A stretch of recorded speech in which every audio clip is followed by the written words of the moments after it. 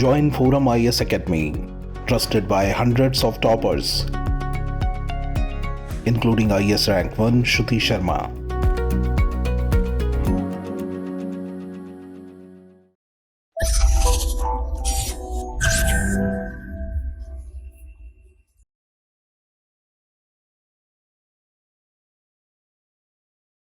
Hello friends, this is Gautam Pandey coming up with the next round of New Simplified. In this video, we will discuss about Vijayanagar Empire और साथ ही साथ ये भी समझेंगे why its contribution to culture and architecture are very significant. तो first of all, let's see why it news. आखिर ये Vijayanagar empire news में क्यों है, पहले इसको समझते हैं. देखिए, recently Salman Rushdie's new novel Victory City is a fictionalised telling of the story of Vijayanagar, one of the richest and most powerful kingdom in medieval India, release हुई है. मीन्स रिसेंटली आप समझिए कि सलमान रुश्दी की एक नई नोवेल रिलीज हुई है जिसका नेम है विक्ट्री सिटी. आप इमेज में देख सकते हैं इस नोवेल को. एंड इस नोवेल में मध्यकालीन भारत के सबसे पावरफुल एंड जो रिच किंगडम था विजयनगर, उसकी स्टोरी को काल्पनिक तरीके से फिक्शन बेस्ड वर्णन किया गया है, प्रस्तुत किया गया है. तो इस वीडियो में हम इसी विजयनगर एम्पायर से रिलेटेड उन सारी इंपॉर्टेंट बातों को डिस्कस करेंगे जो हमारे एग्जामिनेशन पॉइंट ऑफ व्यू से इंपॉर्टेंट हो जाते हैं, और साथ ही साथ ये भी समझेंगे why its contribution to culture and architecture are very significant. संस्कृति और स्थापत्य कला में विजयनगर का जो योगदान है वो क्यों महत्वपूर्ण है, इन सारी बातों को इस वीडियो में डिस्कस करेंगे. तो आगे बढ़ते हैं. First of all let discuss about Vijayanagar empire. Vijayanagar kingdom की अगर हम बात करते हैं, the Vijayanagar empire was founded by Harihara and Bukka in 1336. ये पॉइंट याद रखिएगा, 1336 में इसे फाउंड किया गया था. और स्टार्टिंग में इसकी जो कैपिटल थी उसका नाम था हस्तिनावती, जो करंट सिनेरियो में हम्पी के नाम से जाना जाता है. इसका कैपिटल सिटी बनाया गया था हस्तिनावती को, करंट में उसे हम हम्पी के नाम से जानते हैं. मीन्स आप ऐसे समझिए कि जो विजयनगर साम्राज्य था उसकी स्थापना इन दो लोगों ने की थी, एक थे हरिहर एंड दूसरा थे बुक्का. इन लोगों ने मिलकर इस साम्राज्य की स्थापना की थी और अपने कैपिटल बनाया था हस्तिनावती को, जिसे करंट में हम हम्पी के नाम से जानते हैं. अगर हम बात करते हैं कि विजयनगर एम्पायर के टाइम ड्यूरेशन की, तो इसका टाइम ड्यूरेशन था, ऑलरेडी हमने डिस्कस किया कि 1336 में इस्टेब्लिश किया गया था एंड 1646, ये पॉइंट याद रखिएगा, 1646 तक इनका टाइम ड्यूरेशन था. मीन्स अपने समझिए कि मोर देन 3 सेंचुरीज के टाइम में इन्होंने विजयनगर एम्पायर की, जिसकी हम बात कर रहे हैं, 3,60,000 स्क्वायर किलोमीटर एरिया से अधिक से कवर किया. जैसा कि आप इमेज में देख सकते हैं, ये रहा पूरा का पूरा, ये जो आप पर्पल कलर का एरिया देख रहे हैं, ये पूरा का पूरा विजयनगर एम्पायर था. जो करंट सिनेरियो की अगर हम बात करते हैं, करंट से कंपेयर करते हैं, तो करंट का जो आंध्र प्रदेश है, तेलंगाना है, कर्नाटक है, तमिलनाडु है और केरला के सम पार्ट भी इसमें शामिल थे. मीन्स एक लार्ज एरिया पर विजयनगर एम्पायर का शासन था. देखिए, स्टार्टिंग में विजयनगर एम्पायर के लोग सैविज्म को फॉलो करते थे, मीन्स शिव जी की पूजा करते थे. बाद में क्या हुआ कि वैष्णविज्म की तरफ धीरे धीरे इन्फ्लुएंस हो गए, मीन्स वैष्णववाद की तरफ उनका आकर्षण होने लगा. मीन्स स्टार्टिंग में अगर कभी एमसीक्यू बनता है कि विजयनगर एम्पायर के लोग सैविज्म को फॉलो करते थे या वैष्णविज्म को, तो देखिए स्टार्टिंग में तो सैविज्म को फॉलो करते थे.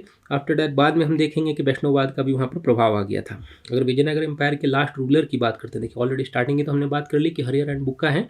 अगर लास्ट की बात करते हैं तो लास्ट रूलर था श्रीरंग III. ये पॉइंट याद रखिएगा क्योंकि फर्स्ट एंड लास्ट हमें पता होना चाहिए. और इस एम्पायर का जो पीक टाइम था, अगर हम बात करते हैं किसके टाइम में था, तो वो था कृष्णदेव राय के टाइम में. ये हमारे लिए इंपॉर्टेंट है कृष्णदेव राय, क्योंकि इस जो एम्पायर के सबसे फेमस जो रूलर माने जाते हैं वो कृष्णदेव राय माने जाते हैं. इनका टाइम था कृष्णदेव राय की अगर हम बात करते हैं तो 1509 टू 1529. मीन्स बहुत ज़्यादा समय तक इन्होंने शासन नहीं किया, फिर भी बहुत ज़्यादा पीक तक लेकर चले गए थे. एक्चुअली इनके टाइम में जितने भी इनके राइवल थे, लाइक अगर हम बात करते हैं बहमनी सल्तनत हो गया, गोलकुंडा सल्तनत हो गया, या जो उड़ीसा के गजपति वगैरह थे, उन सबको इन्होंने डिफीट किया था और एक बड़े एरिया पर, यहाँ पर देखिए कि एक बड़े एरिया पर यहाँ पर रूल कर रहे थे. अगर इस एम्पायर की इकोनॉमी की बात करते हैं कि इस एम्पायर की इकोनॉमी कैसे रन करता था, the economy of kingdom was largely dependent on agriculture and trade. ऐसा माना जाता है कि जो यहाँ की जो अर्थव्यवस्था थी वो पूरी तरह से कृषि पर और ट्रेड पर डिपेंडेंट थी. अगर अकॉर्डिंग टू हिस्टोरियन बात करते हैं तो इस एम्पायर के टाइम में मेजर पोर्ट्स थे. जस्ट लाइक अगर कुछ एग्जाम्पल की बात करते हैं तो मैंगलोर हो गया, होनवार हो गया, भटकल, बरकूर, कोचिन, कन्नौर, मछलीपट्टनम एंड धर्मदम, जहाँ से अफ्रीका, अरब और चीन से ट्रेड किया जाता था. मीन्स आप समझिए एक बड़े एरिया से ट्रेड हो रहा है, यहाँ से भी हो रहा है, इधर से भी हो रहा है. मीन्स सबसे इंपॉर्टेंट बात क्या थी, ट्रेड पे ही पूरा का पूरा फोकस था वहाँ पर. एग्रीकल्चर एंड ट्रेड दो ही थे जो इकोनॉमी को रन कर रहे थे. अगर एम्पायर के मेन एक्सपोर्ट प्रोडक्ट की बात करते हैं कि क्या एक्सपोर्ट किया जाता था, तो इसमें पेपर हो गया, काली मिर्च हो गई, गिंगर हो गया, अदरक, कार्डमम, इलायची, प्रीशियस स्टोन वगैरह, कॉटन क्लोथ्स वगैरह को लार्जली यहाँ पर एक्सपोर्ट किया जाता था. मीन्स सबसे मेन अगर हम क्या देख रहे हैं कि एक्सपोर्ट हो रहा है, जैसे ऑलरेडी माना जाता है यहाँ पे बहुत ज़्यादा मसाले वगैरह हैं, तो कार्डमम वगैरह, अदरक वगैरह यहाँ से होते थे, और कॉटन क्लॉथ्स वगैरह भी होते थे. प्रीशियस स्टोन वगैरह का उस टाइम बहुत ज़्यादा इंपॉर्टेंस था, तो उसका भी एक्सपोर्ट यहाँ से होता था.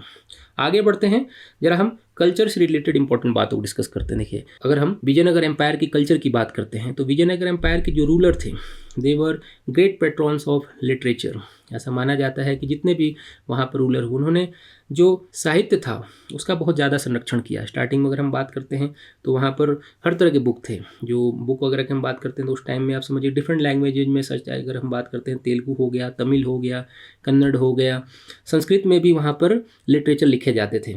और सबसे इंपॉर्टेंट बात अगर हम बात करते हैं किसके टाइम में सबसे ज़्यादा पीक पर था, जैसा कि ऑलरेडी हमने डिस्कस किया कि कृष्णदेव राय के टाइम में ये पूरा का पूरा एम्पायर पीक पे था। तो कृष्णदेव राय के टाइम में जो यहाँ का लिटरेचर था वो पीक पर था। That's why he also known as Andhra Bhoja. ये पॉइंट याद रखिएगा, इसे आंध्र भोज के तौर पे भी जाना जाता है। अगर कभी एमसीक्यू बनता है कि साउथ का आंध्र भोज कौन है या विजयनगर एम्पायर का आंध्र भोज कौन था, तो वो थे कृष्णदेव राय। मीन्स सबसे इंपॉर्टेंट क्या रहा इन लोगों के टाइम में, लिटरेचर को बहुत ज़्यादा प्रमोट किया गया। म्यूजिक की अगर हम बात करते हैं तो विजयनगर पीरियड में उनका जो कर्नाटिक म्यूजिक था, ऐसा माना जाता है कि कर्नाटिक म्यूजिक का ओरिजिन जो था इसी विजयनगर एम्पायर के टाइम में हुआ था। तो ये भी इंपॉर्टेंट है कि कर्नाटिक म्यूजिक से रिलेटेड अगर कोई एमसीक्यू बनता है तो ओरिजिन की अगर हम बात करते हैं तो ऐसा माना जाता है कि विजयनगर एम्पायर के टाइम में ही कर्नाटिक म्यूजिक का ओरिजिन हुआ था। और सबसे इंपॉर्टेंट बात डांस वगैरह की अगर हम बात करें तो भारतनाट्यम को सबसे ज़्यादा प्रमोट किया गया यहाँ पर, और यक्षगान डांस जो फॉर्म था वो भी यहाँ बहुत ज़्यादा पॉपुलर था। और आगे बढ़ते हैं और विजयनगर एम्पायर के जो आर्किटेक्चर था उससे रिलेटेड कुछ इंपॉर्टेंट बातों को डिस्कस करते हैं। कल्चर से रिलेटेड हमने थोड़ा लिटरेचर को देख लिया, डांस को देख लिया, म्यूजिक को देख लिया। तो अब जरा हम आर्किटेक्चर से रिलेटेड इंपॉर्टेंट बातों को डिस्कस करते हैं, क्योंकि यहाँ का आर्किटेक्चर बहुत ज़्यादा फेमस है। करंट में भी आप डिस्कस करेंगे हम आगे, बहुत ज़्यादा इंपॉर्टेंट है। देखिए, अगर इंपॉर्टेंट डिस्कशन करें इससे रिलेटेड तो टेम्पल बिल्डिंग एक्टिविटी की अगर हम बात करते हैं तो they produce a new temple building style called Vijayanagar style. Means Vijayanagar शासकों ने मंदिर निर्माण की एक न्यू शैली को ही जन्म दे दिया जिसे विजयनगर शैली कहा जाता है। सबसे इंपॉर्टेंट बात अगर एमसीक्यू बनता है कि क्या विजयनगर शैली कुछ थी मंदिर निर्माण के लिए, तो ऑब्वियसली थी। इन लोगों ने नई शैली को डेवलप कर दिया था, न्यू फॉर्म को डेवलप कर दिया था। और देखिए, सबसे इंपॉर्टेंट बात करते हैं कि जो डिस्टिंक्ट फीचर क्या था ये आर्किटेक्चर का, तो यहाँ पर सबसे इंपॉर्टेंट था ये पिलर्स, जो आप इमेज में देख सकते हैं। पिलरिंग यहाँ पे जो थी, जो स्तंभ होते हैं उसका निर्माण लार्ज स्केल पे होने लगा था। मीन्स कोई भी कंस्ट्रक्शन होगा, आर्किटेक्चर होगी, जो जैसे कि अगर कोई टेम्पल बन रहा है या कोई बिल्डिंग वगैरह बन रही है तो पिलर को बहुत ज़्यादा फोकस किया जाता था, पिलर पे बेस्ड होते थे। एंड जो पिलर था इसके सबसे इंपॉर्टेंट बात क्या थी कि इस पर जितने एनिमल वगैरह को अगर चित्रित किया जाता था, मीन्स वहाँ पर अगर पेंट किया जाता था या किसी तरह से उकेरा जाता था, तो वहाँ पर सबसे कॉमन एनिमल कौन सा था?